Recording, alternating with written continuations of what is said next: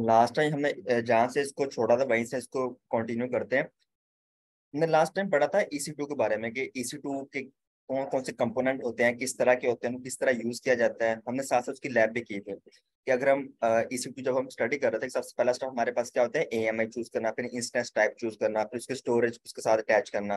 तो उसको हमने साथ साथ लैब भी परफॉर्म की थी, मैंने वो करके भी दिखाया था प्रैक्टिकली उसको परफॉर्म किस तरह करते हैं। तो हमारा लास्ट टॉपिक रह गया था कि हमारे पास जो है ना वो प्राइसिंग मॉडल क्या होता है AWS के अंदर। अगर हम अपना कोई EC2 बना रहे हैं तो वहाँ पे हम जो उसको इंस्टेंस देते हैं, ठीक है, हमारे पास यहाँ पे डिफरेंट ऑप्शन होते हैं प्राइसिंग के हवाले से कि हमें प्राइसिंग हम किस तरह पे करना चाह रहे हैं, या हम इंस्टेंस टाइप कौन सा लेना चाह रहे हैं। तो हमारे पास इंस्टेंस टाइप डिफरेंट तरह के होते हैं। जिस तरह हमने कल बोला था कि इंस्टेंस टाइप क्या होता है, उसके अंदर हम मेमोरी और वर्चुअल CPU उसमें डिफाइन करते हैं। इसी तरह हमारे पास यहाँ पे डिफरेंट ऑप्शन होते हैं। सबसे पहला ऑप्शन हमारे पास आता है ऑन डिमांड इंस्टेंस, सेकंड आता है reserved instance, spot instance, dedicated instance, scheduled reserved instance and dedicated host and dedicated instance. अब सबसे पहले बात कर लेते हैं ऑन डिमांड इंस्टेंस की। ये क्या होते हैं और ये इसको कब यूज किया जाता है और क्यों यूज किया जाता है। मैं आपको स्नैरियो देता हूँ। आपकी कोई एप्लीकेशन है, आपने EC2 बनाया, उसके ऊपर एप्लीकेशन डिप्लॉय आपने करनी है और आप चाहते हैं कि मेरी जो एप्लीकेशन है ना वो मुझे पता नहीं है कितनी देर के लिए चलेगी, या मैं कोई ऐसा वर्कलोड बना रहा हूँ अपने सर्वर के ऊपर, मुझे आइडिया नहीं है कि मैं उसको कितनी देर के लिए लेके चलूंगा, मेरा इंस्टेंस कितनी देर के लिए मैं उसको स्टार्ट रखूंगा या उसको यूज करूंगा अपने EC2 इंस्टेंस को। मतलब जहाँ पे आपका अनप्रिडिक्टेबल वर्कलोड हो, अनप्रिडिक्टेबल, ठीक है, जो पता ना हो, आपको आइडिया ना हो कि मेरा वर्कलोड लॉन्ग टर्म के लिए है, शॉर्ट टर्म के लिए है, आपको आइडिया ना हो, तो वहां पे फिर आप क्या यूज करते हो, ऑन डिमांड इंस्टेंस यूज करते हो। जब आप ऑन डिमांड इंस्टेंस यूज करते हो तो उसमें आपको बिल कैसे आएगा, पे बाय द आवर, आप पर आवर के हिसाब से पे करना पड़ेगा। नॉन लॉन्ग टर्म कमिटमेंट, आपकी यहाँ पे कोई लॉन्ग टर्म कमिटमेंट नहीं होती है उनसे। एलिजिबल फॉर द एडमिन, जो मोस्टली हम लैब्स के अंदर भी परफॉर्म करते हैं, या हम खुद से भी कोई टेस्टिंग के लिए कोई काम करते हैं तो वहाँ पे हम ऑन डिमांड इंस्टेंस यूज करते हैं, वहाँ पे हम कोई और इंस्टेंस यूज नहीं करते हैं। अगर हम प्रोडक्शन लेवल के ऊपर या डेवलपमेंट के ऊपर कोई काम कर रहे हैं तो वहाँ पे हम ये वाले हमारे पास डिफरेंट ऑप्शन होते हैं, sport reserve instance, dedicated instance, तो ये हम यूज करते हैं वहाँ पे। तो जब हमने कैलकुलेटर भी यूज किया था, प्राइसिंग कैलकुलेटर, तो वहाँ पे मैंने आपको ये चीज़ बताई थी कि रिजर्व इंस्टेंस और ऑन डिमांड इंस्टेंस के अंदर क्या डिफरेंस होता है। ठीक है, तो अब हम बात करते हैं रिजर्व इंस्टेंस। रिजर्व इंस्टेंस का मतलब ये होता है कि अगर आपको पता है कि मैंने अपने इंस्टेंस को 1 साल या 3 साल के लिए चलाना है, लॉन्ग टर्म के लिए मैंने लेके जाना है, जहाँ पे you need to have long term commitment with AWS। ठीक है, जहाँ पे आपका प्रिडिक्टेबल वर्कलोड है, प्रिडिक्टेबल वर्कलोड है, जहाँ पे आपको पता है मैं लॉन्ग टर्म के लिए लेके चलना है, मेरी एप्लीकेशन ज्यादा देर के लिए चलेगी, मैं सर्वर ज्यादा देर के लिए यूज करूंगा, तो वहाँ पे आप क्या करोगे, रिजर्व इंस्टेंस यूज करोगे। जब आप रिजर्व इंस्टेंस यूज करोगे तो आपको डिस्काउंट भी ज्यादा मिलेगा, क्योंकि आप यहाँ पे रिजर्व कर रहे हो। इकोनॉमीज ऑफ स्केल का कॉन्सेप्ट आ रहा है, आप यहाँ पे रिजर्व कर रहे हो, चीजें बल्क में बाय कर रहे हो, आपको ज्यादा डिस्काउंट मिलेगा। ठीक है, मैंने आपको एग्जाम्पल भी दी थी जब हम ये चीजें पढ़ रहे थे। तो जब आप रिजर्व इंस्टेंस यूज करते हो तो रिजर्व इंस्टेंस के अंदर आपको फिर 3 ऑप्शन आ जाते हैं। एक आ जाता है full upfront payment, partial upfront payment and no upfront payment. तो वो भी हम जब प्राइसिंग कैलकुलेटर यूज किया था वहाँ पे हम ये चीज देख रहे थे कि जब हम फुल अपफ्रंट करते थे तो हमें ज्यादा डिस्काउंट मिलता था, जब हम पार्शियली अपफ्रंट यूज करते थे वहाँ पे हमें कम डिस्काउंट मिलता था। और इसी तरह जिस तरह हम नो अपफ्रंट करते थे, हमको कहते थे हम एडवांस में कोई पेमेंट नहीं देना चाहते, हम सारी payment at the end of month देंगे जैसे जैसे हम यूज करेंगे, तो फिर आपको कोई डिस्काउंट नहीं मिलता वहाँ पे। ठीक है, बट अगर आप रिजर्व इंस्टेंस यूज कर रहे हो ऑन डिमांड की बजाय, तो फिर आपको हैवी डिस्काउंट मिलता है। ठीक है, बहुत ज्यादा यहाँ पे डिस्काउंट मिलता है, यहाँ पे मैं भी लिखा भी उन्होंने। ठीक है, यहाँ पे नहीं लिखा हुआ, तो आपको ज्यादा डिस्काउंट मिलता है ऑन डिमांड और रिजर्व इंस्टेंस के अंदर। क्लियर है यहाँ तक। Discount on hourly charge for that instance, यहाँ भी आपको आवरली बेस पे पे करना पड़ता है। 1 ईयर और 3 ईयर टर्म, यहाँ पे आप लॉन्ग टर्म कमिटमेंट करते हो, यहाँ पे आप लॉन्ग टर्म कमिटमेंट नहीं करते। यहाँ पे अगर आपका वर्कलोड आपका EC2 इंस्टेंस 5 दिन के लिए चलेगा, आपको 5 दिन के लिए पे करना पड़ेगा। अगर 1 साल के लिए चलेगा, 1 साल के लिए पे करना पड़ेगा। अगर 2 मिनट के लिए चला तो आपको 2 मिनट के लिए पे करना पड़ेगा ऑन डिमांड इंस्टेंस के अंदर। अगर आप रिजर्व इंस्टेंस यूज कर रहे हो तो आपको 1 साल या 3 साल के लिए कमिटमेंट करनी ही पड़ेगी उनसे। ठीक है, वो फिर आप पूरा 3 ईयर का 1 ईयर कॉन्ट्रैक्ट होगा, वो पूरी बिलिंग आप बता देंगे कितना बिल आएगा आपको, तो हमें यहाँ पे पे करना पड़ेगा। फिर हमारे पास आता है स्केड्यूल रिजर्व इंस्टेंस। इसका अंदर रिजर्व इंस्टेंस और स्केड्यूल का मतलब क्या होता है कि यहाँ रिजर्व इंस्टेंस के अंदर तो टर्म कंफर्म होती है ना, 1 साल या 3 साल। स्केड्यूल के अंदर क्या होता है, अगर आप खुद से कोई डिफाइन करना चाहोगे 2 साल के लिए या 4 साल के लिए, अगर इस तरह खुद से डिफाइन करना चाहो कोई टर्म, तो वहाँ पे अपने स्केड्यूल रिजर्व इंस्टेंस भी यूज कर सकते हो, तो वहाँ पे इसका ये मतलब है। अब स्पोर्ट इंस्टेंस का मतलब क्या होता है? स्पोर्ट इंस्टेंस आप तब यूज करते हो, मैं आपको पहले एग्जांपल देता हूँ। जिस तरह क्लोथिंग ब्रांड होते हैं या शूज ब्रांड होते हैं, ये क्या काम करते हैं? इनका जब न्यू स्टॉक आता है ना, न्यू प्रोडक्ट आती है, जब इनकी न्यू न्यू स्टॉक आता है तो ये क्या करते हैं, उसके ऊपर सेल लगाते हैं, उसको फुल प्राइस के ऊपर सेल करते हैं। ठीक है। और जैसे 1 साल या 2 साल 3 साल गुजरते हैं और उनको पता चलता है कि हमारा जो पुराना स्टॉक पड़ा हुआ है और न्यू सीजन आ रहा है, तो हमें उसको भी क्लियर करना है पहले ओल्ड स्टॉक को, तो वो क्या करते हैं, जो ओल्ड स्टॉक होता है ना उसके ऊपर हैवी डिस्काउंट लगा देते हैं, 50%, 60%, इवन 70% लगा देते हैं। ठीक है, हैवी डिस्काउंट लगा, ताकि जो पुराना स्टॉक हमारे पास पड़ा हुआ है वो जल्दी जल्दी फिनिश हो जाए, खत्म हो, हम न्यू स्टॉक मार्केट के अंदर लेके आए, न्यू सीजन आ रहा है। ठीक है। इसी तरह एडब्ल्यूएस जो है ना, वो भी एक बिजनेस मॉडल की तरह काम करते हैं। एडब्ल्यूएस वाले क्या करते हैं, वो ये काम करते हैं, मैंने आपको बताया था कि डाटा सेंटर बने होते हैं ना, तो हमने ये चीज पढ़ी थी कि अगर एक डाटा सेंटर है एडब्ल्यूएस का, तो वहां पे कितने सर्वर लगे होते हैं? अप्रोक्सीमेटली 70,000 to 80,000 सर्वर लगे होते हैं वहां पे, एक डाटा सेंटर के अंदर। ठीक है, 70,000 to 80,000 सर्वर लगे होते हैं, अभी मैंने सिर्फ 4 बनाए हैं, 1 2 3 4। तो फर्ज कर लें ये 4 सर्वर लगे हुए हैं डाटा सेंटर के अंदर एडब्ल्यूएस के, लेकिन जो लोग वर्चुअल मशीन बना रहे हैं लोग, वो इसके ऊपर बन रही है और इसके ऊपर बन रही है, ये दो यूज नहीं हो रहे, ये भी पैसे पड़ा हुआ है एक्स्ट्रा और ये भी पड़ा हुआ है। ठीक है। पर इसको वो ऑफ ऑफ भी नहीं करते हैं, ये हमेशा ऑनलाइन होते हैं, चलते रहते हैं 24/7, ये ऑन ही होते हैं, चलते रहते हैं। ठीक है, रनिंग फॉर्म में रहते हैं। तो इसकी इनको इलेक्ट्रिसिटी कॉस्ट भी आ रही है, बिल भी पड़ रहा है, रिसोर्सेज भी ज़ाया हो रहे हैं इनके यहाँ पे। तो वो क्या चाहते हैं एडब्ल्यूएस वाले, वो कहते हैं एडब्ल्यूएस वाले फिर क्या करते हैं, जब उनको पता चलता है कि हमारे कोई होस्ट मशीन जो है वो वैसे पड़ी हुई है, उनको कोई यूज नहीं कर रहा, तो उसके ऊपर हैवी डिस्काउंट लगा देते हैं। ठीक है, उसके ऊपर कहते हैं हम आपको ना 70% डिस्काउंट दे रहे हैं, 70% डिस्काउंट दे रहे हैं, आप हमारे इन सर्वर को यूज करो, इसके ऊपर आप वर्चुअल मशीन बनाओ। तो फिर लोग क्या करेंगे, इनके ऊपर अपनी वर्चुअल मशीन बनाएंगे, उनको फिर हैवी डिस्काउंट मिलेगा यहाँ पे। तो इसको हम कहते हैं स्पोर्ट इंस्टेंस, ये हमारा टर्म होती है स्पोर्ट इंस्टेंस। लेकिन इस तरह तो हर कोई स्पोर्ट इंस्टेंस यूज करे, लेकिन इसको हम प्रोडक्शन लेवल के ऊपर यूज नहीं करते। क्यों नहीं यूज करते? क्योंकि यहाँ पे इसका एक जो है ना वो डिसएडवांटेज ये है इसके अंदर, ये देखो, instance run as long as they are available and your bid is above the spot instance price. They can be interrupted by AWS with a 2 minute notification। यहाँ पे लिखा हुआ क्लियरली 2 minute notification। इसका मतलब क्या है कि अब फर्ज कर लो ये एक्स्ट्रा पड़े हुए हैं, दो दो सर्वर पड़े हुए हैं एक्स्ट्रा, उनको कोई यूज नहीं कर रहा। अब हम उसको as a spot instance use कर रहे हैं, हमें हैवी डिस्काउंट मिल गया। अब ट्रैफिक इंक्रीज होगी डब्ल्यूएस के ऊपर, कस्टमर ज्यादा आ गए, उनकी वर्चुअल मशीन अब यहाँ भी बन रही है, यहाँ भी बन रही है, और यहाँ भी वो बनाने की कोशिश कर रहे हैं। ठीक है, अब उनको पता है अब हमें ये भी चाहिए क्योंकि ट्रैफिक ज्यादा हो गई है, तो एडब्ल्यूएस वाले क्या करेंगे, वो आपको किक आउट कर देगा वहां से बिफोर 2 मिनट नोटिफिकेशन। आपको 2 मिनट पहले एक नोटिफिकेशन देंगे और बोलेंगे हम आपका जो यहाँ पे एप्लीकेशन चल रही है उसको टर्मिनेट कर रहे हैं, या आपका इंस्टेंस बंद कर रहे हैं। आपने जो यहाँ वर्चुअल मशीन बनाई है तो उसको हम क्या कर रहे हैं, टर्मिनेट कर रहे हैं, बंद कर रहे हैं। 2 मिनट पहले आप नोटिफिकेशन देते हैं और आपकी वर्चुअल मशीन क्या होती है, बंद हो जाती है। इसलिए स्पोर्ट इंस्टेंस हम तभी यूज करते हैं जब हम कोई टेस्टिंग पर्पज के लिए काम कर रहे हो और हमें लोएस्ट कॉस्ट इंस्टेंस चाहिए हो। ठीक है, या हमारा कोई ऐसा प्रोडक्शन लेवल पे तो हम इसको बिल्कुल यूज नहीं कर सकते क्योंकि ये कभी भी बंद हो सकता है, ये वाला स्पोर्ट इंस्टेंस। ठीक है, उसको कभी भी बंद कर सकते हैं प्रायर 2 मिनट नोटिफिकेशन, इसलिए हम इसको मोस्टली यूज नहीं करते। हाँ, अगर आपको ऐसा नहीं होता कि ये यूज नहीं होते, होते हैं, बिल्कुल यूज होते हैं। आपको जो ना एग्जाम में क्वेश्चंस भी आते हैं कि अगर हमारी ये रिक्वायरमेंट है तो रिक्वायरमेंट क्या होगा, कि आपको क्वेश्चन आया तो रिक्वायरमेंट ये होगी कि हमने कोई टेस्टिंग पर्पज के लिए काम करना है, कोई एप्लीकेशन रन करवानी है, कोई हमने कोई इस तरह कोई काम करवाना है इंस्टेंस के ऊपर, कोई हमने सर्वर बनाना है वर्चुअल मशीन। तो लेकिन वहां पे हमें कोई इंटरप्शन आ जाए तो इट्स ओके, नो इशू, हम उसको ना हैंडल कर लेंगे, मैनेज कर लेंगे, क्योंकि हम उसको टेस्टिंग पर्पज के लिए कर रहे हैं। ठीक है, इंटरप्शन मतलब कि अगर आपकी वर्चुअल मशीन बंद भी हो जाए तो इट्स ओके, नो इशू। तो उसके लिए बेस्ट पॉसिबल सोल्यूशन क्या है पोस्ट के हवाले से, कि आप कौन सा इंस्टेंस यूज करो। आपके पास डिफरेंट ऑप्शन हो गए, on demand, reserve, sport, dedicated, तो वहाँ पे स्पोर्ट इंस्टेंस यूज करोगे। ठीक है, इस तरह के डिफरेंट जो है ना वो आ सकते हैं। जी स्टूडेंट्स, क्लियर है यहाँ तक? ऑन डिमांड, रिजर्व्ड इंस्टेंस और स्पोर्ट इंस्टेंस, यहाँ तक क्लियर आपको इन तीनों इंस्टेंस के अंदर क्या डिफरेंस होता है? अगर कोई चीज फिट करनी है मुझे बता दो, मैं फिट कर देता हूँ।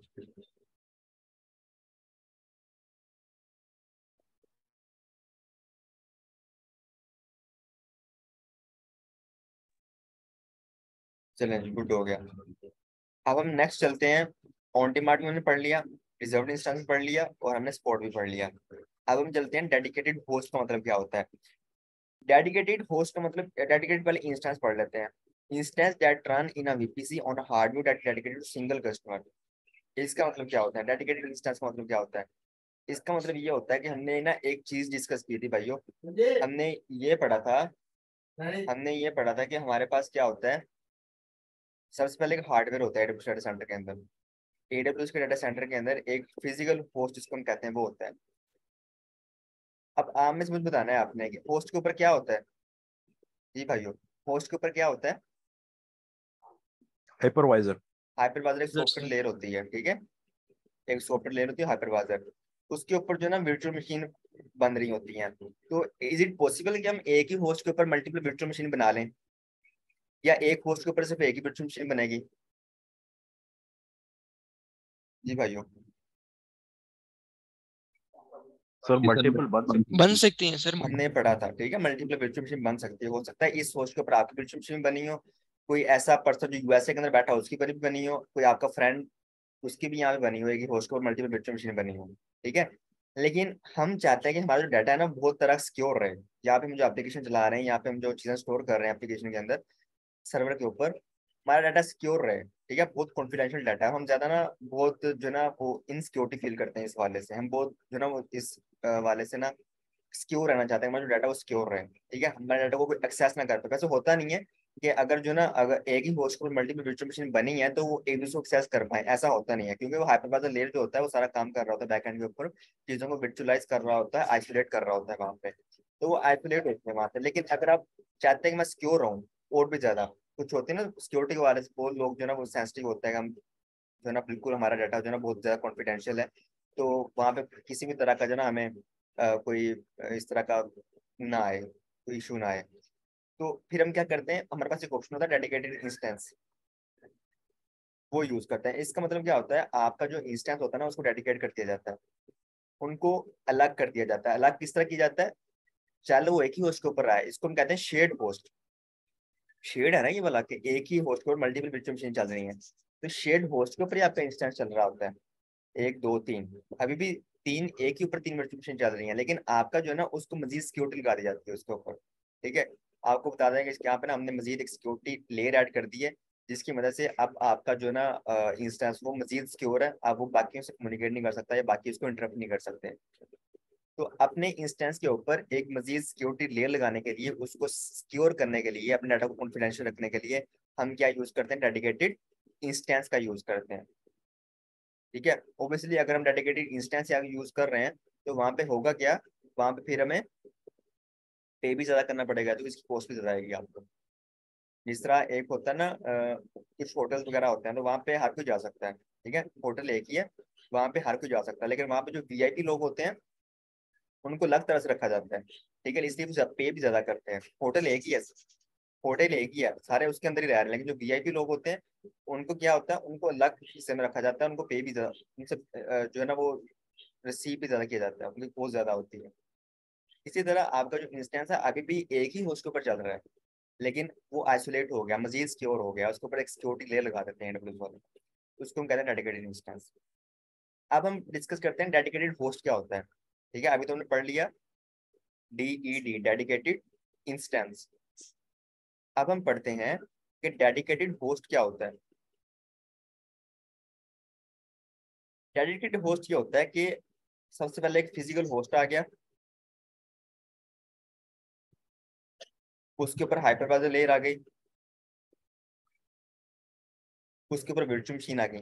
लेकिन अब क्या होगा कि अगर आपने डेडिकेटेड होस्ट यूज किया होगा तो अब ये पूरा होस्ट आपको डेडिकेट हो जाएगा, पूरा होस्ट। इसका मतलब क्या है कि अब इस होस्ट के ऊपर सिर्फ आप ही की कंपनी की वर्चुअल मशीन बनेगी, किसी दूसरे पर्सन की वर्चुअल मशीन नहीं बनेगी। ये तमाम जो यहाँ पे वर्चुअल मशीन बनेगी, वन टू थ्री, पहले तो ये था ना अलग अलग पर्सन की डिफरेंट मशीन बनी थी एक होस्ट के ऊपर। अब इस होस्ट के ऊपर जो भी वर्चुअल मशीन बनेगी वो एक ही अकाउंट से बनेगी, आपका अकाउंट होगा उसके अंदर, ठीक है। एक ही अकाउंट के अंदर जो मल्टीपल वर्चुअल मशीन आप बनेगी तो वो आप ही बना सकते हैं, उसके ऊपर कोई दूसरा पर्सन आके वर्चुअल मशीन नहीं बना सकता। क्योंकि इस होस्ट का पूरा कंट्रोल अब किसके पास है, आपके पास है। क्यों, क्योंकि आपने डेडिकेटेड होस्ट यूज किया है। अगर आपने डेडिकेटेड होस्ट यूज किया है तो यहाँ पे आपको पे भी ज्यादा करना पड़ेगा। ठीक है, तो इसकी तमाम अब जो है ना इसको मैनेज करना, हैंडल करना तो एडब्ल्यूएस वाले करेंगे, बट यहाँ पे कंट्रोल हमारा ज्यादा हो जाता है, क्योंकि हम पूरे होस्ट को परचेज कर लेते हैं, रेंट पे ले लेते हैं, उसको डेडिकेट कर लेते हैं अपने लिए। ठीक है, अब इस होस्ट के ऊपर तमाम वर्चुअल मशीन जो भी बनेगी हमारी ही बनेगी, किसी और पर्सन की नहीं बनेगी। आपकी इस वर्चुअल मशीन को कितने हमने सीपीयू देने हैं, रैम देनी है, स्टोरेज देनी है, वो हम खुद डिसाइड करेंगे। ठीक है भाइयों, यहाँ तक समझ आ गई आपको? सर किस सिचुएशन में ऐसा होता है कि हमें बाकायदा डेडिकेटेड मशीन चाहिए हो? डेडिकेटेड अगर आपको, वो ही है कि अगर आपको जो है ना वो सिक्योरिटी ज़्यादा चाहिए, अगर आप उसको मैनेज करना चाहते हैं, आपकी बहुत ज़्यादा वर्चुअल मशीन हैं, ठीक है, अगर आप चाहते हैं कि मेरे सिर्फ मेरी ही एप्लीकेशन वहाँ पे चले, आप बहुत ज़्यादा सिक्योर रहना चाहते हैं अपने एंड से, तो फिर आप डेडिकेटेड होस्ट यूज़ करते हो।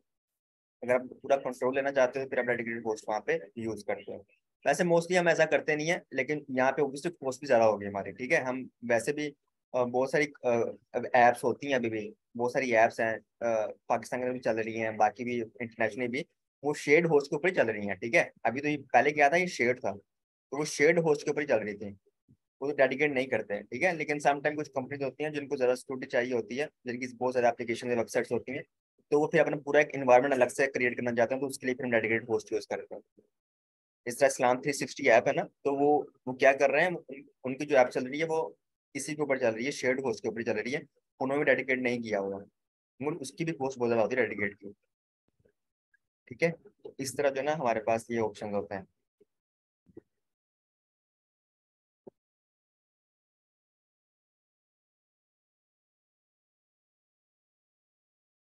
फिर हमारे पास आता है, खत्म हो गया? हाँ खत्म हो गया। ठीक है, तो आपने इसको सिर्फ रीड कर लेना है यहाँ से।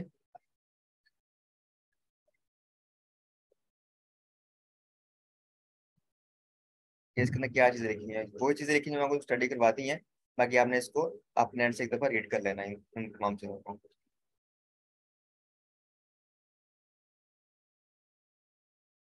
तो अगर मैं आपसे पूछूं कि स्टोरेज के अंदर सबसे लोएस्ट स्टोरेज कौन सी होती है, अगर किसी को पता हो कि स्टोरेज के अंदर, क्लास के अंदर कौन सी लोएस्ट स्टोरेज क्लास होती है? Sir S3 glacier. ग्लेशियर होता है। अगर मैं आपसे पूछूंगा इंस्टेंस टाइप के अंदर सबसे लोएस्ट इंस्टेंस कौन सा होता है? स्पॉट होता है। Spot instant. ठीक है, तो ये भी आपने एज एमसीक्यू के वाले से याद रखना। ऑन डिमांड के बारे में आपको बताया गया कि ऑन डिमांड के अंदर क्या चीज होती है। आपको यहाँ पे offers, low cost and flexibility, आपको यहाँ ऑब्वियसली अगर आप रिजर्व्ड इंस्टेंस और ऑन डिमांड यूज करोगे तो आपको लोएस्ट कॉस्ट जो है ना वो रिजर्व के अंदर ही मिलेगी, क्योंकि वहाँ पे कुछ ज्यादा डिस्काउंट मिलता है। बट अगर आप ऑन डिमांड यूज करोगे तो उसकी भी कॉस्ट कम होती है, क्लाउड के अंदर वैसे भी कॉस्ट कम होती है हर सर्विस की, बट फिर भी जो है ना वो इस हवाले से कह रहे हैं offers lowest cost and flexibility, आपको फ्लेक्सिबिलिटी मिलती है। स्पोर्ट इंस्टेंस के अंदर क्या होता है, use for large scale dynamic workload, कोई आपका डायनामिक वर्कलोड इसको आप चेंज कर सकते हो, वहाँ पे आप डिस्ट्रप्शन बियर कर सकते हो, तो वहाँ पे हम स्पोर्ट इंस्टेंस को यूज कर सकते हैं। रिजर्व्ड इंस्टेंस क्या होते हैं, अगर आपका प्रेडिक्टेबल वर्कलोड है, लॉन्ग टर्म कमिटमेंट आप करना चाहते हैं, तो उसके लिए आप रिजर्व इंस्टेंस यूज करते हो। डेडिकेटेड होस्ट आप कब यूज करते हो? Saves money on license cost, helps meet compliance and regulatory. यहाँ पे कुछ ऐसा था जहाँ पे कुछ कंपनी होती हैं, कुछ कंप्लायंस एंड रेगुलेटरी रिक्वायरमेंट्स होती हैं, उनके ना कुछ उनके अपने सर्वर होते हैं। जिस तरह हम जाते हैं ना EC2 बनाते हैं, तो हम क्या करते हैं वहां से परचेज करते हैं, AMI चूज करते हैं, वहाँ का उनका उनसे ऑपरेटिंग सिस्टम लेते हैं AWS वालों से। ठीक है, विंडो लेते हैं, वर्टू लेते हैं। अगर हम ऑन प्रेमिसेस के ऊपर अपना चला रहे हैं, हमने खुद से लाइसेंस बाय किया हुआ है, ठीक है, खुद से हमने लाइसेंस बाय किया हुआ है, किसी red hat enterprise Linux version use कर रहे हैं, या हम विंडो का कोई लाइसेंस यूज कर रहे हैं, हमने खुद से बाय किए हुए हैं उनके सॉफ्टवेयर, तो फिर उसके लिए भी जो ना एक रिक्वायरमेंट होती है, तो उसके लिए भी आप डेडिकेटेड इंस्टेंस या डेडिकेटेड होस्ट यूज करो। ठीक है, उनको आप डेडिकेटेड होस्ट के ऊपर चलाओ, ताकि हम पूरे तरीके से सिक्योर रहें। ठीक है भाइयों, उसके लिए भी जो ना हम यूज करते हैं डेडिकेटेड होस्ट। यहाँ पे लिखा हुआ है save money on licensing host, यहाँ पे आप खुद से जो है ना लाइसेंस बाय करते हो ऑपरेटिंग सिस्टम के।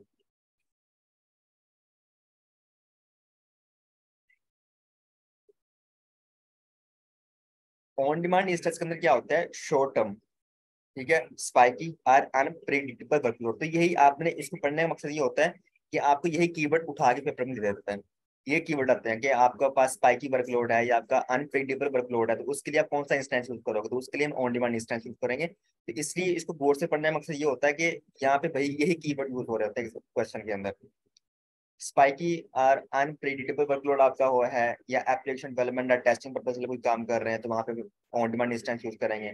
स्पोर्ट इंस्टेंस कब यूज करेंगे, जब आपको कोई टेस्टिंग काम के लिए काम करना है, यहाँ पे कोई लोएस्ट कॉस्ट चाहिए, ठीक है, और यहाँ पे आपको जो है ना वो जो इंटरप्शन होती है आप उसको क्लियर कर सकते हो, उसके लिए आप स्पोर्ट इंस्टेंस यूज करते हो। टाइम सेंसिटिव इन sensitive workload.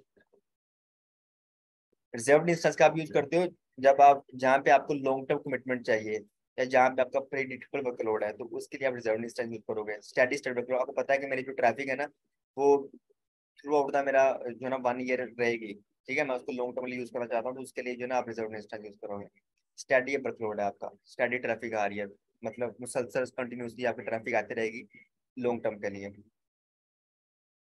Highly sensitive workload, आपका बहुत ज्यादा सेंसिटिव वर्कलोड है, तो उसके लिए फिर डेडिकेटेड इंस्टेंस यूज कर रहे हो, जहाँ पे आपने अपना लाइसेंस यूज किया हो, ठीक है, आपने खुद से कोई ऑपरेटिंग सिस्टम का लाइसेंस यूज किया हो, उसके लिए फिर डेडिकेटेड होस्ट यूज करते हो। कंप्लायंस एंड रेगुलेटरी रिस्ट्रिक्शंस होती हैं, user and licensing tracking, ability to control instance placement, तो यहाँ पे डिफरेंट चीजें होती हैं। इसके लिए फिर आप हमारे पास होता है क्या कहते हैं इसको, डेडिकेटेड होस्ट, इसको आप यूज करते हो। की टेकअवेज है, इसको आप पढ़ लें। EC2 enable you to run Microsoft Windows and Linux virtual machines in the cloud. AMI provide the information that's needed to launch an EC2 instance. Instance type के अंदर क्या होता है, मेमोरी होती है और CPU होता है। When you launch an Amazon EC2 instance, you must choose AMI instance type, security group, storage, user data, तो सारी चीजें हमने कल पढ़ी थी। EC2 pricing model include on-demand instance, reserved instance, saving plan, sport instance, and dedicated host। तो different option होते हैं, आप यहाँ पे कोई भी choose कर सकते हो।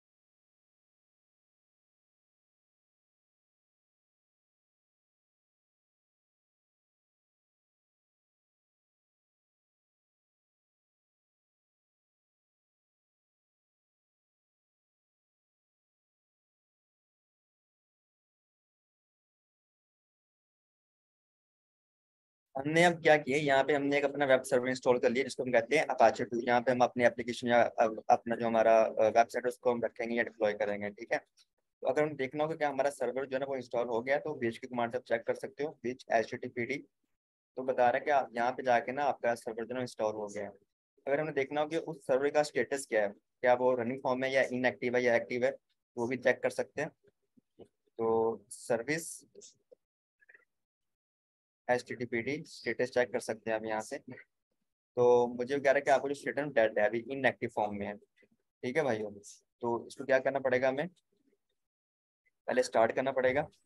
तो स्टार्ट के लिए आपको सिस्टम CTL कमांड चलानी पड़ेगी। System CTL start. अभी ये कमांड आपको नहीं भी पता तो हम इसको सीखेंगे, ठीक है। अभी हमें टेंशन नहीं लेनी। जब हम लिनक्स पढ़ेंगे, इससे नेक्स्ट मॉड्यूल हमारा आ रहा है, तो उसको हम इंशाल्लाह सारी कमांड वहाँ पे कवर करेंगे। सिस्टम CTL स्टार्ट HTTPD करेंगे इसको यहाँ पे।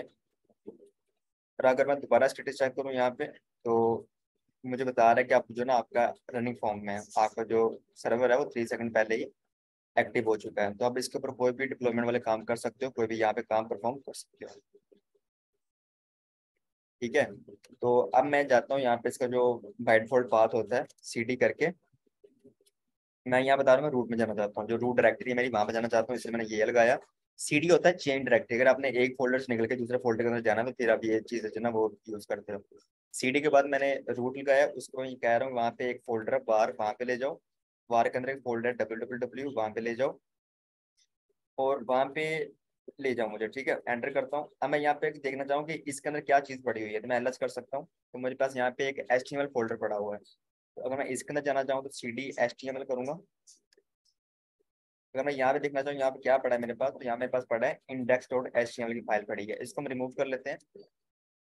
index.html रिमूव कर दिया मैंने इसको। ठीक है, अब मैं दोबारा रिमूव फाइल, यस, दोबारा एलएस करता हूँ तो रिमूव नहीं हुई मेरे पास। इसको रिमूव कर लेते हैं हम।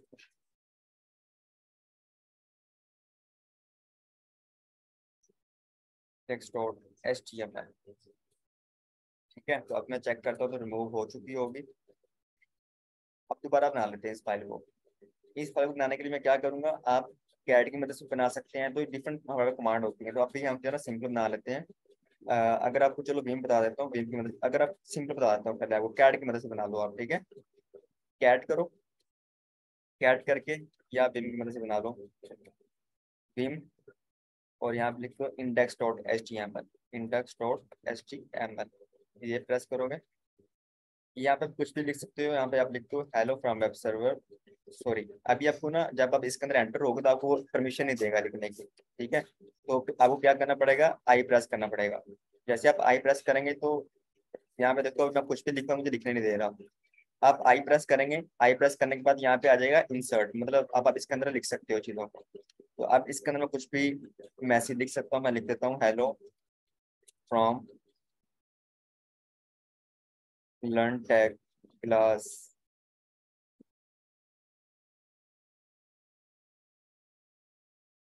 आप अपने इसको सेव करना और एग्जिट करना, वो आप कैसे करेंगे।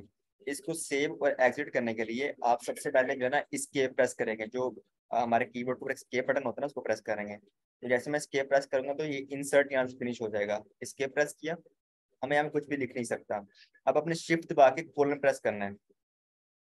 ठीक है, शिफ्ट दबा के कोलन, और W प्रेस करूंगा, Q प्रेस करूंगा, एंटर प्रेस कर दूंगा। मैं बाहर आ गया। अगर आपने देखना हो कि मेरी फाइल के अंदर क्या लिखा हुआ है, तो आप कैट की मदद से देख सकते हैं, कैट index.html। तो मुझे कह रहा है कि आपके यहाँ पे फाइल के अंदर ये लिखा हुआ है। ठीक है, यहाँ पे आपकी वेबसाइट हो सकती है, कोई एप्लीकेशन का कोड हो सकता है, तो डिफरेंट चीजें हो सकती हैं। अब मैं ये देखना चाहता हूँ क्या मेरा सर्वर जो है वो इंटरनेट से एक्सेसिबल है। क्या मैं, अगर मैंने कोई एप्लीकेशन यहाँ पे डिप्लॉय की है या कोई मैंने यहाँ पे कोई पैगाम लिखा है, तो क्या मैं उसको इंटरनेट थ्रू एक्सेस कर पा रहा हूँ कि नहीं कर पा रहा। अब मैं वो चीज़ चेक कर लेता हूँ। तो उसको चेक करने के लिए आपको यहाँ पे क्लिक करना पड़ेगा, इसका पब्लिक आईपी देना पड़ेगा। पब्लिक आईपी देने के बाद आप इसको न्यू टैब में जाके क्या करेंगे भाइयों, इसको यहाँ पे पेस्ट कर देंगे। ठीक है,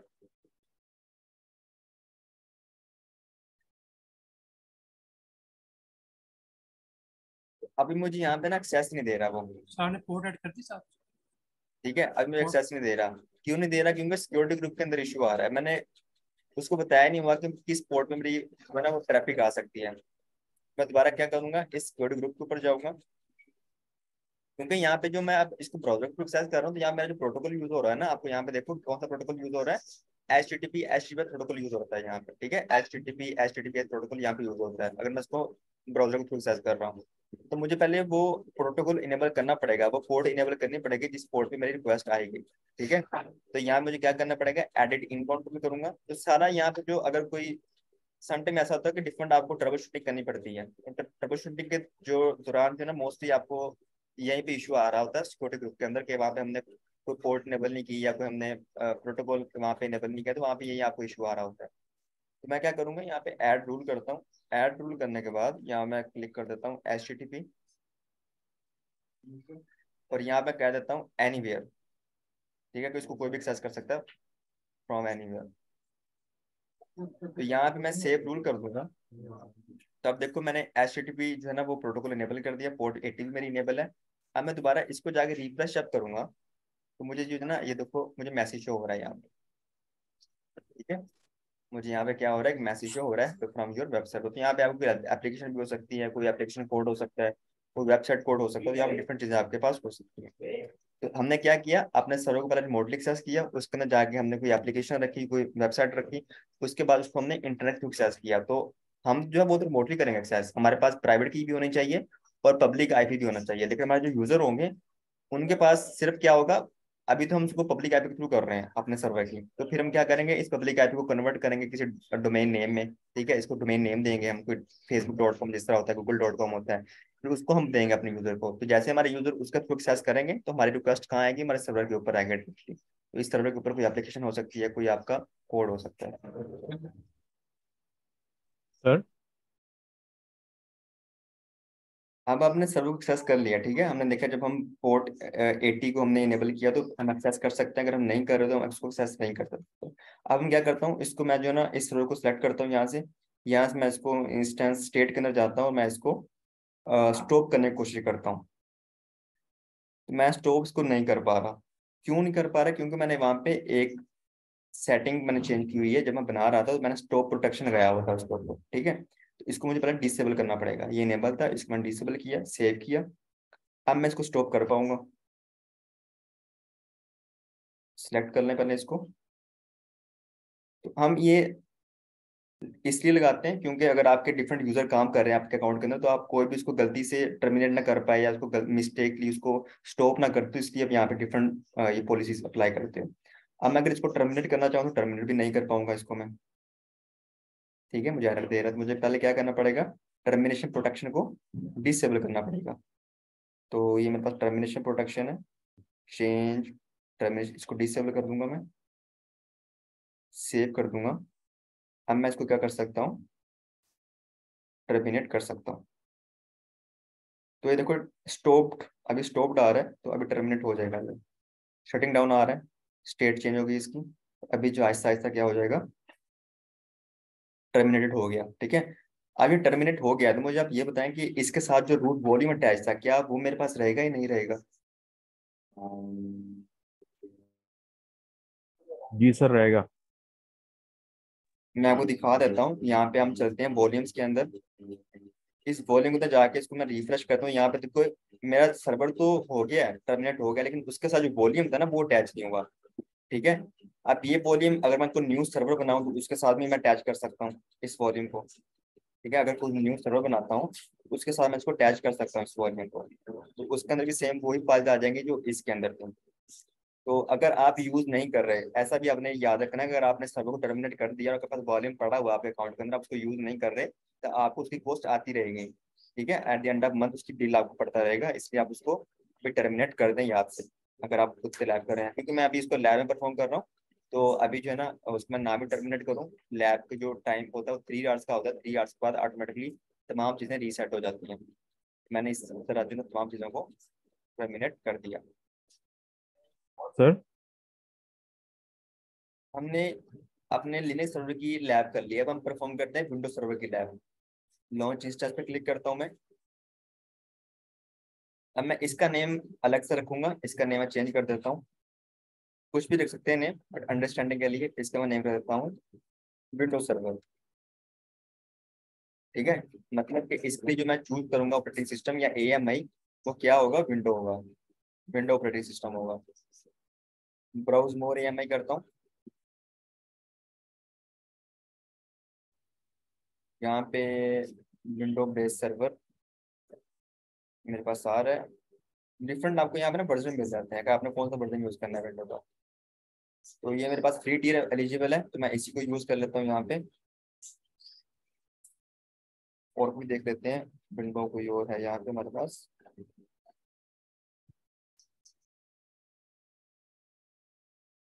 इसी को यूज कर लेते हैं।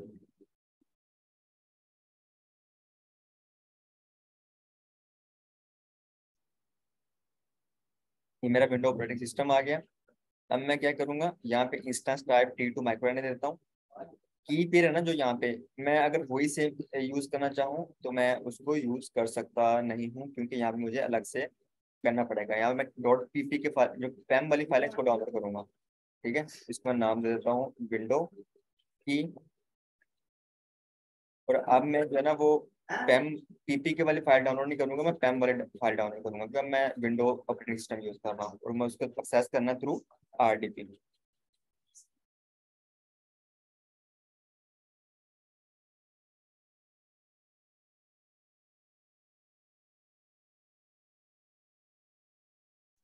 इसको मैंने डाउनलोड कर लिया। अब मुझे क्या करना पड़ेगा, कुछ नेटवर्किंग करनी पड़ेगी इसकी। ईपीसी ले लेते हैं, इसका लैब ईपीसी। और यहाँ पे पब्लिक सबनेट है, इनेबल कर देते हैं इसको।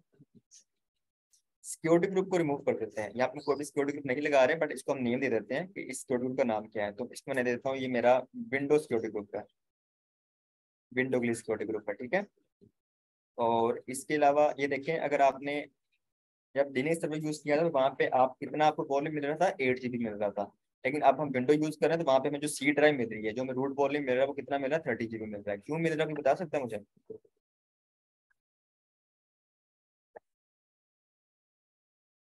जी भाई, यहाँ पे 30 क्यों है? क्योंकि विंडो का साइज ज्यादा होता है ना विंडो ऑपरेटिंग सिस्टम का, तो उसको स्टोरेज के लिए ज्यादा जगह चाहिए होती है, तो इसलिए वहाँ पे आपको ज्यादा मिलेगा, 30 मिलेगा।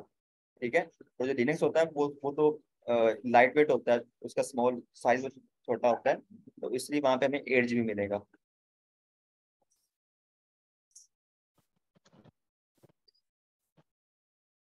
बाकी चीजों को हमने कर लिया था, इसको हम रहने देते हैं। ठीक है। और इसको लॉन्च इंस्टेंस पे क्लिक करते हैं।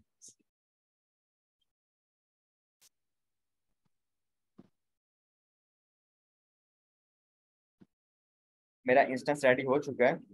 ये लिनक्स सर्वर है, ये आपको यहाँ पे शो होगा, लेकिन आपने यहाँ पे इंस्टेंस स्टेट को देखना है कि क्या वो टर्मिनेट है या रनिंग फॉर्म में है। जब आप अपने इंस्टेंस बना लेते हैं तो यहाँ से आप उसको रिफ्रेश भी कर सकते हैं बार बार, ताकि आपको उसकी स्टेट का पता चल जाए क्या वो रनिंग फॉर्म में आ चुका है कि नहीं आ चुका। इसकी तरह वेट कर लेते हैं यहाँ पे। पर ये जो टर्मिनेटेड इंस्टेंस है ये खुद ब खुद रिमूव हो जाएगा? हाँ, ये रिमूव हो जाएगा। ठीक है। ये टर्मिनेट है ना, तो इसका मतलब जो ना, आपको परेशान होने की जरूरत नहीं है कि इसके बिल आएगा या नहीं आएगा। ये टर्मिनेट ही रहेगा यहाँ पे, लेकिन वो खुद ही ऑटोमेटिकली यहाँ पे रिमूव हो जाएगा। अब दोबारा लोग साइन आउट साइन इन करेंगे, तो अगर आप अपने अकाउंट के अंदर कर रहे हैं तो वो हो जाएगा रिमूव, नो इशू। तो यहाँ पे देखो, मेरा जो सर्वर है रनिंग फार्म में आ चुका है, यहाँ पे स्टेटस चेंज हो चुका है। तब मैं जो क्या करना पड़ेगा, विंडोज सर्वर के ऊपर जाता हूँ, इसका पब्लिक आईपी कॉपी करता हूँ, यहाँ पे कनेक्ट पे क्लिक करता हूँ। मुझे सबसे पहले क्या करना पड़ेगा, इसका सिक्योरिटी ग्रुप मैंने लगाया नहीं हुआ, तो सिक्योरिटी ग्रुप पहले मुझे लगाना पड़ेगा। ठीक है। तो मैं जाता हूँ सिक्योरिटी ग्रुप के अंदर। ये सिक्योरिटी ग्रुप है, window security group. Edit inbound rules, add rule करता हूँ। तो यहाँ पे मुझे क्या लगाना पड़ेगा, क्योंकि मैंने अब इसको RDP के थ्रू सर्च करना है। ठीक है। जिसके पोर्ट अलग होगी, तो मैं यहाँ पे उसको RDP सेलेक्ट करूंगा। अगर आप विंडो चूज करो तो विंडो को आप RDP के थ्रू एक्सेस करोगे, तो उसकी जो पोर्ट होती है बाइट पोर्ट, वो क्या होती है, 3389 होती है। एनीवेयर कर दिया मैंने, इसको सेव रूल कर दिया।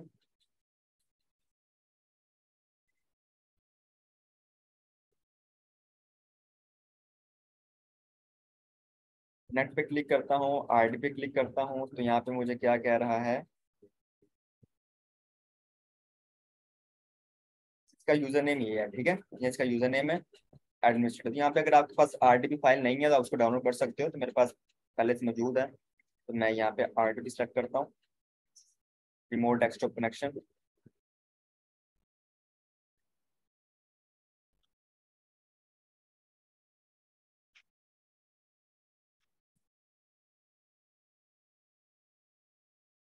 इसका जो हमने पब्लिक आईपी किया था ना कॉपी, आपको यहाँ पे वो डालना पड़ेगा। और इसका जो है ना यूजर नेम नॉट स्पेसिफाइड है, तो यूजर नेम आप इसका डाल दें यहाँ पे।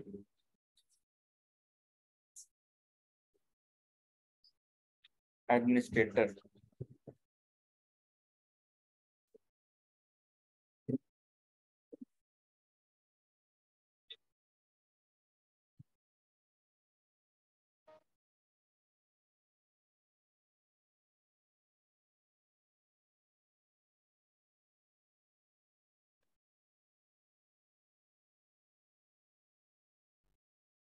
अब मुझसे क्या मांग रहा है, पासवर्ड मांग रहा है यहाँ पे, ठीक है। तो पासवर्ड कैसे देना पड़ेगा इसको। अब इसको पासवर्ड देने के लिए मुझे करना पड़ेगा यहाँ पे, ये देखो यहाँ पे लिखा हो गेट पासवर्ड। तो इस पर मैं क्लिक करता हूँ। अब मुझे वो कह रहा है कि आपने अगर पासवर्ड लेना है ना, तो यहाँ पे आपने जो फाइल डाउनलोड की थी प्राइवेट फाइल, उसको यहाँ पे अपलोड करें पहले। तो यहाँ पे मैं अपलोड करूंगा इसको। ये विंडो की थी मेरी, इसको मैं ओपन कर लेता हूँ, डॉट पैम वाली फाइल। और एक्चुअली मेरा पासवर्ड यहाँ पे सेव होता है, लेकिन वो इनक्रिप्टेड होता है, मुझे उसको डिक्रिप्ट करना पड़ता है। तो उसको डिक्रिप्ट करने के लिए मुझे यहाँ पे सेलेक्ट करना पड़ेगा डिक्रिप्ट। तो मुझे यहाँ पे मुझे पासवर्ड दे देगा। ये देखो मुझे पासवर्ड शो हो गया, ठीक है। इसको मैं कॉपी करता हूँ और यहाँ पे जाके मैं उसको क्या करता हूँ, पेस्ट कर देता हूँ, ओके करता हूँ।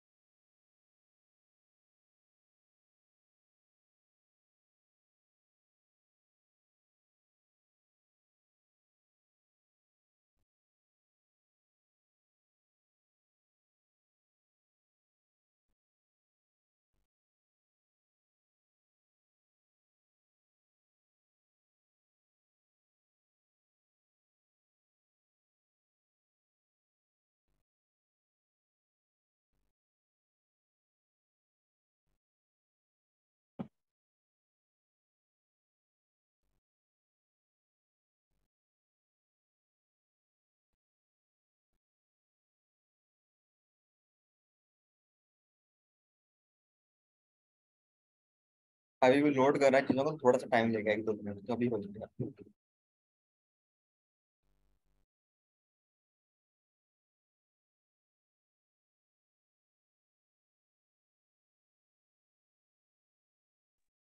तो ये देखो भाइयों, मैं अपने सर्वर के अंदर आ चुका हूँ, ठीक है। अब मुझे जो सर्वर वर्चुअल मशीन मैंने पहले बनाई थी, उसको मैं किसके थ्रू एक्सेस कर रहा था, लिनक्स के थ्रू एक्सेस कर रहा था। वहाँ पे मुझे कोई भी ग्राफिकल इंटरफेस नहीं मिल रहा था, जीयूआई बेस नहीं मिल रहा था। यहाँ मैं इसको किसके थ्रू एक्सेस कर रहा हूँ, यहाँ पे मैं इसको एक्सेस कर रहा हूँ विंडोज में मैंने यूज किया, मुझे यहाँ पे तमाम जो है ना वो जीयूआई बेस मुझे मिलेगा, ग्राफिकल इंटरफेस मिलेगा यहाँ पे, ठीक है। अब मैं इसको रिमोट एक्सेस कर रहा हूँ, तो मैं अपने सर्वर के अंदर आ चुका हूँ यहाँ पे। आपको यहाँ पे शो भी हो रहा होगा इंस्टेंस आईडी क्या है, प्राइवेट आईपी क्या है, पब्लिक आईपी क्या है, उसके लिए आप इंस्टेंस साइज कौन सा यूज कर रहे हो, अवेलेबिलिटी जोन क्या है उसका, मशीन EMI टोटल मेमोरी, तमाम चीजें आपको यहाँ पे शो कर रहा है बंदा तक, ठीक है। तो आप यहाँ पे सेम वही काम परफॉर्म कर सकते हो जो आप लिनक्स के अंदर कर रहे थे। यहाँ पे एक तरह की वर्चुअल मशीन बन गई है, ठीक है। थोड़ा स्लो होगा क्योंकि मैंने यहाँ पे इंस्टेंस सर वो टाइप जो है ना वो प्रोफेशनल थोड़ा फील्ड हल्का यूज किया हुआ है। उसमें ये पूछे। प्रोफेशनल लोग सर सॉफ्टवेयर हाउस में क्या यूज करते हैं, इसको यूज करते हैं लिनक्स को यूज करते हैं? दोनों यूज करते हैं, बट मोस्टली जो है ना लिनक्स यूज हो रहा था हमारे पास,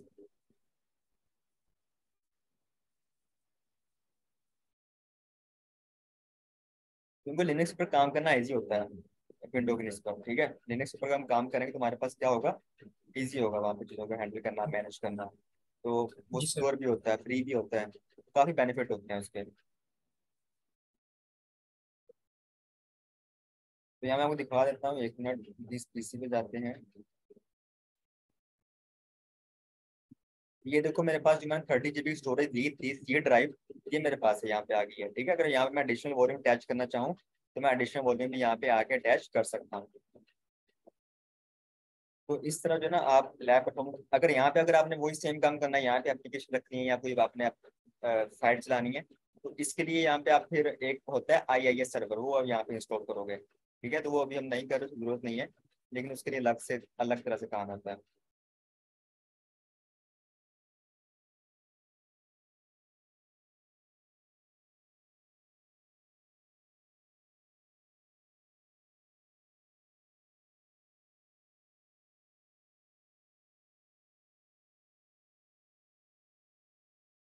तो यहाँ तक कोई इशू, कोई मसला मसाइल, क्योंकि आज हमने जो है ना उसको डिटेल में पढ़ लिया है, हमने प्रैक्टिकली काफी दिनों से हम पढ़ रहे थे कि AWS क्या होता है, किस तरह काम किया जाता है उसके ऊपर, और किस तरह बनाया जाता है। तो आज मैंने आपको दिखा दिया कि अगर हम कोई वर्चुअल मशीन बना रहे हैं क्लाउड के ऊपर, तो उसको हम लिनक्स के थ्रू किस तरह बना सकते हैं और विंडो के थ्रू किस तरह बना सकते हैं, मैं आपको दोनों की तरह ला करके दिखा रहे हैं आप। ठीक है, अगर कोई इशू आ रहा है तो आप पूछ लें, इसके बाद आप भी खुद लैब परफॉर्म करेंगे। अगर कोई इशू आ रहा है तो आपने जो है ना वो बताना है।